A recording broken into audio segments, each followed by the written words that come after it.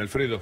Bueno, varias cosas vinculadas con el resultado de las elecciones, pero claramente también, como mencionaba más temprano Julia, el capital está de fiesta. Y digo no la capital, sino el capital, y claramente se vio en la bolsa con las acciones, con los bonos, con la caída del riesgo país, que en última instancia eso significa un alza importante de las cotizaciones de los títulos públicos. Pero yo te quiero mencionar un informe que salió a la tardecita después del cierre de los mercados de uno de los bancos internacionales más importantes y que además está realizando inversiones financieras especulativas importantes en Argentina, el Credit Suisse. El título fue Argentina, 6 años de Macri.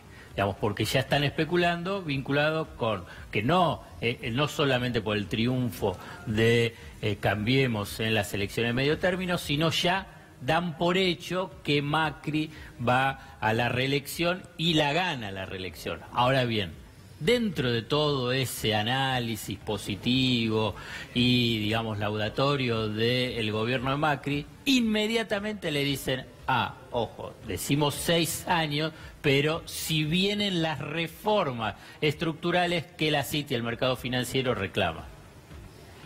Y entonces... Ese es el punto central, porque es la de la flexibilización laboral. Por eso el gobierno habla tanto de la flexibilización laboral. Es el mensaje que quiere transmitirles a los mercados. Déjame echar un vistazo a la cuestión energética con Nicolás Gandini. Sí, podemos hacer un pantallazo, Víctor Hugo. Acordate que el tema de la flexibilización laboral, el gobierno, el tubo de ensayo fue concretamente o empezó en la industria petrolera, con Macri anunciando una adenda, un nuevo convenio colectivo precisamente para Vaca Muerta. Esto es básicamente mejorar el esquema de competitividad, habló el gobierno, y en los hechos era una flexibilización laboral que todavía no terminó de implementarse al 100%, pero que fue el primer tubo de ensayo. Hay que pensar que ese mismo convenio colectivo de trabajo se va a replicar, como quería el gobierno, en otros sectores de la economía, como el sector automotriz. Seguramente Marina Mercante se viene algo parecido. En Santa Cruz se está negociando algo que va en la misma dirección.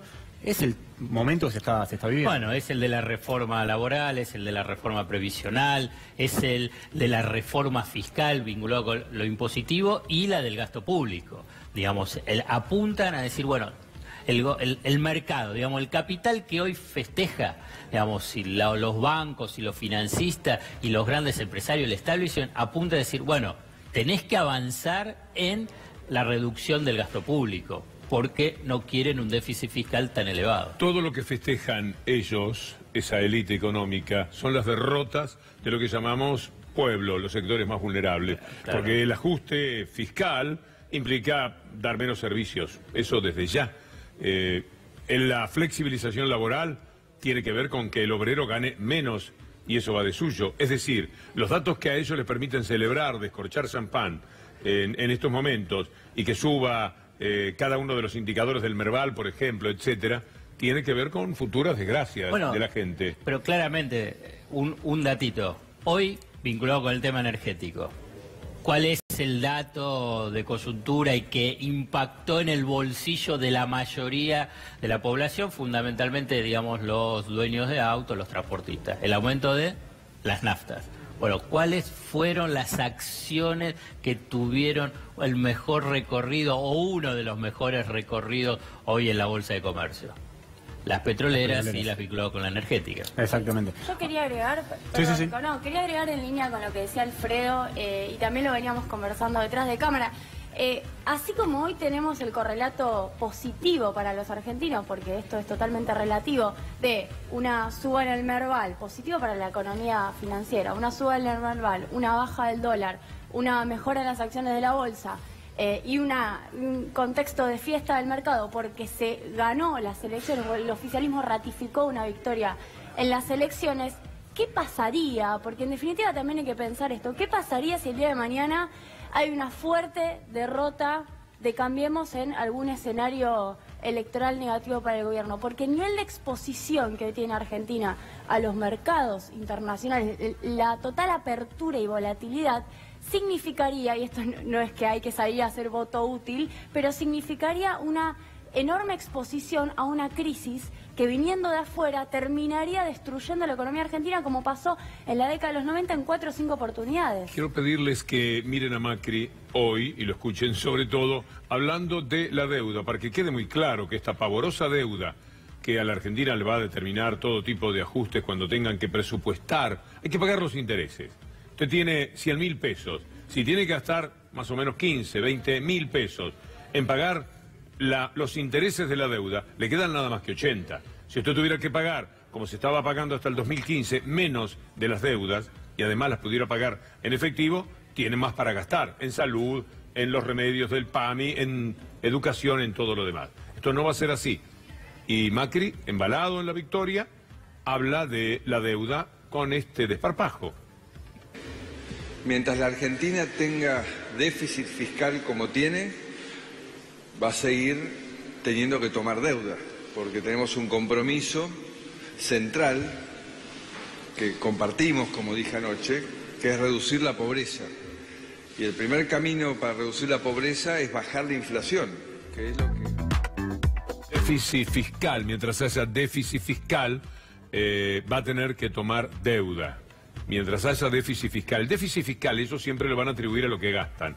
Vos ayúdenme ustedes. Sí. A lo que se gasta. Nunca a lo que no se recauda, porque ellos saben perfectamente que no han recaudado este año que pasó, ni este, ni los que vendrán, en retenciones, por ejemplo, y que esto sí que embroma al tema del déficit fiscal. Claro, eso es la clave, digamos, es un cronista, el presidente de la Nación es un cronista sobre sus propias responsabilidades, porque la verdad, digamos, si tenemos déficit fiscal, y bueno, pero ¿por qué tenés déficit fiscal? Digamos, ¿por qué bajaste los impuestos o disminuiste, digamos, los ingresos que tenías, como bien mencionaba vos, Víctor Hugo, vinculado con el tema de retenciones o baja de impuestos a bienes personales, impuestos a las ganancias, a las mineras, porque no son solamente las retenciones al campo, también a las mineras, al sector industrial, digamos, hay una responsabilidad vinculado con el tema de la recaudación. El déficit comercial que ya está también afiliada a la Argentina, vendiendo mucho menos porque tiene mucho menos para vender y comprando mucho más en el mundo y generando otro tipo de déficit permanente.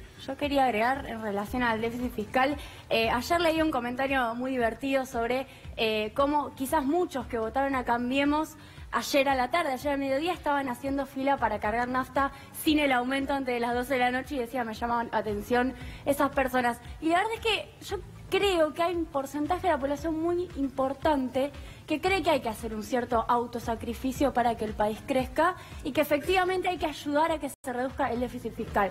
Y sumándome a lo que decía Alfredo Zayat, hay que brindar un mensaje muy claro, al menos en el orden económico. Ese autosacrificio que viene siendo hasta ahora pagar el tarifazo, no significó una baja del déficit fiscal. Es importante transmitirlo en esos términos. El déficit aumentó, y aumentó porque esa transferencia se hizo hacia los sectores más concentrados, porque como dijo Alfredo, se redujeron impuestos, con lo cual existió ese autosacrificio, pero la caja del Estado está peor. Ahí, Víctor Hugo, déjame agregar algo más sobre lo que viene, digamos. Hoy se conoció el aumento de combustibles, un 10% de la nafta super, un 12% de la nafta premium, cerca de 22 pesos la super en Capital Federal. Y esto lo que exige, y uno lo que ve, yo lo vengo diciendo desde el área energética, es que requiere mucha coordinación del gobierno. ¿Qué es lo que tiene el gobierno? A ver, aumenta los combustibles, en noviembre tendría que aumentar la electricidad, en diciembre el gas, lo de noviembre la electricidad se va a pasar para diciembre. Eso lo que requiere es tener muy claro qué es lo que querés hacer, cuál es tu plan. Y la verdad yo no sé si el gobierno tiene ahí un control específico sobre qué es lo que tiene que hacer con relación a los aumentos. El año que viene tiene el aumento de transporte. Tampoco lo tiene que hacer y no poner en caja, no puede controlar la inflación. En septiembre fue un 1,9%, el aumento de los combustibles te va a pegar hoy en un 0,3% de arrastre de inercia en la inflación de noviembre. Es decir, vos ya arrancás noviembre con un 0,3% abajo. Vas a llegar a diciembre con un aumento del 40-50% de la tarifa de gas y electricidad. ¿Cómo haces cuando no tenés muy en claro en términos de coordinación y demás para que no se te escape la inflación? Hacer lo siguiente, le decís, vamos todos juntos, vamos que podemos, si se puede, bailás. Claro, pero eso es un voluntarismo. Tirás papelitos, metés globos, metés medios de comunicación que te digan que el mundo está fantástico y le metés para adelante, y que ¿no? El sufrimiento que tenés hoy es porque vas a tener un futuro venturoso. Como el neoliberalismo, cómo lo hace de bien, bueno, eso, ¿eh? Siempre el futuro, sí, nunca el presente.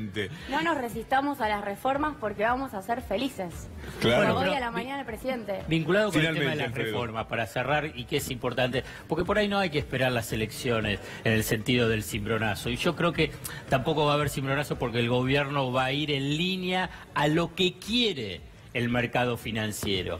Ya quedó atrapado del mercado financiero porque decía, bueno, va a tener que seguir endeudándose. Hay que decir claramente, 2018 mínimo de endeudamiento externo es de 30.000 millones de dólares. O sea que va a ser todo para que el mercado financiero preste. O sea, reforma laboral, reforma previsional, reforma fiscal, cambios impositivos, todo eso. Entonces no es que va a haber una exigencia, sino que el gobierno ya...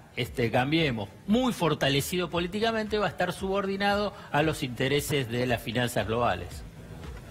Bien, era el Dream Team nomás, ¿eh? Qué buen momento. Gracias, Alfredo. Julia y Nico. ¿Te quedó algo, Nico? No, a ver, hay que seguirlo. Se está definiendo en este momento qué pasa con la tarifa de electricidad. En teoría tenía que aumentar el 1 de noviembre, no se llega por una cuestión de tiempos, el gobierno va a hacer una audiencia pública de electricidad.